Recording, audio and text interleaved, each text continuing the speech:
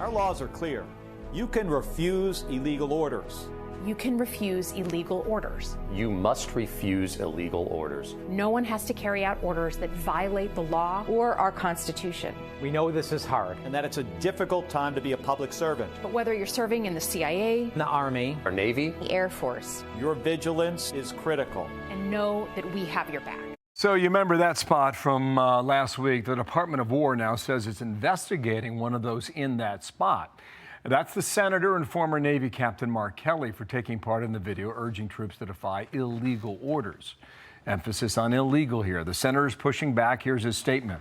If this is meant to intimidate me and other members of Congress from doing our jobs and holding the administration accountable, it won't work. I've given too much to this country to be silenced by bullies who care more about their own power than protecting the Constitution. Meanwhile, White House Press Secretary Caroline Leavitt was asked about it. Here's what she said. Let me be very clear. Not a single order this president or administration has given to our military has ever been illegal, nor will it ever be. The sanctity of our military respects and relies on law and order in the chain of command. And that's what this administration is trying to say. And that's why the Department of War opened up this investigation against Senator Mark Kelly today. Okay, let's figure out what's going on here with former Navy JAG officer Cully Stimson. Cully, nice to see you again, and good morning to you. As you understand it, what's happening? Well, they believe that it's possible that Captain Kelly, retired Captain Kelly, who is subject to the UCMJ under Article 2, committed a crime, and so they're going to investigate that. And regardless of whether that proves to be true or not, the fact is that this video undermined good order and discipline. They knew exactly what they were doing. They were essentially wink, wink, nod, nod, telling members of the military that they should reflexively doubt the legality of the commander-in-chief's orders. And that's where they crossed the line politically.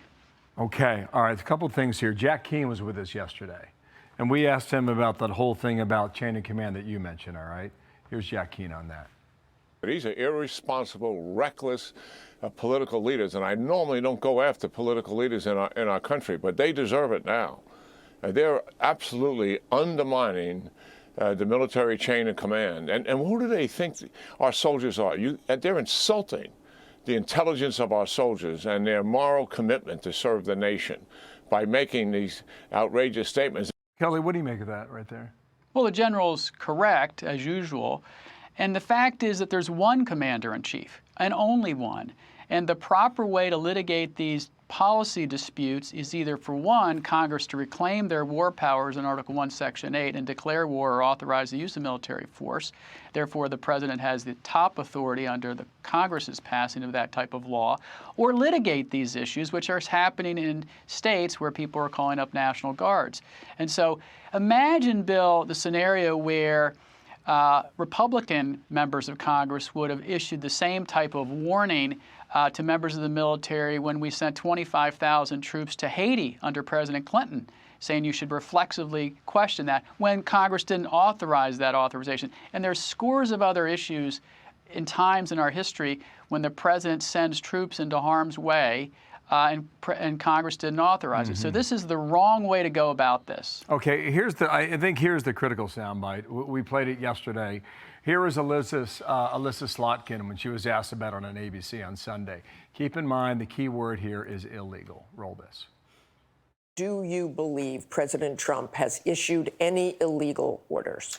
To my knowledge, I am not aware of things that are illegal, but certainly there are some legal gymnastics that are going on with these Caribbean strikes and everything related to Venezuela.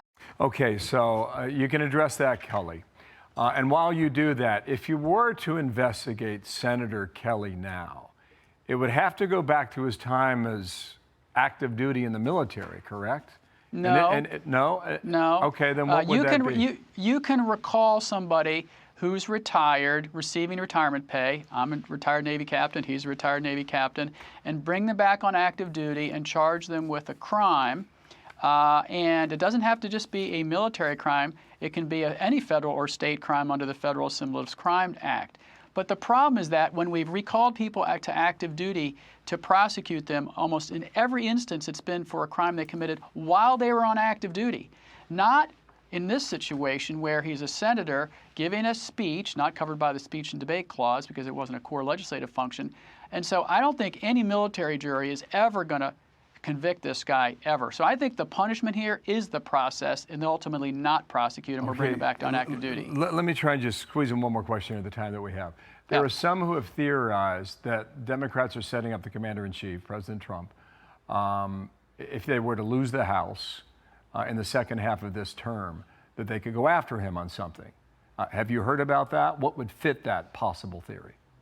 Well, that he is issuing illegal orders or acting outside the bounds of the four corners of his power as the commander-in-chief. The problem with that theory is that the Office of Legal Counsel in DOJ has already issued a classified memo, for example, saying that the strikes on boats in international water is lawful under the national interest test from previous OLC opinions. So they'd have to point to something other than what the current situation is. Okay, Cully, thanks. Really appreciate your intel on all that.